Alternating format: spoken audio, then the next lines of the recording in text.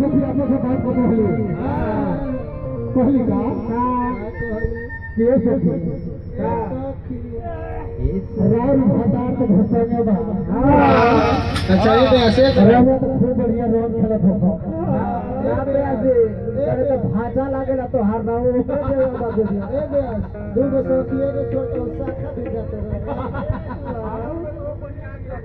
एगो सखी अपने सखी के करे बड़ी हाथ नहीं कहले बड़ुआ भाजा तो हर कहलो ए बेस कि रोले तो घर घर रोड खेलते हां लेकिन हमार जवान बीते पहले सखी हम लोग चले जाए तो बम्बई रे हाथ से हाथ छिलता तू इस सखी के नहीं कहबत हमरा 5 मिनट के समय वही कहते हो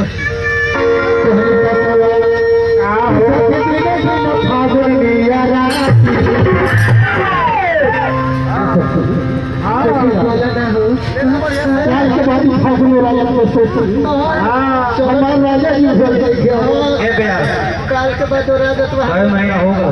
कौन सी के ए बे अस्पताल के बाद राजा तो हमरे डाल में डाले तो ना अरे राम सखी हो हमार हां ढेर बढ़िया कहली ना ए बे ऐसे सब चुए हो जाई छै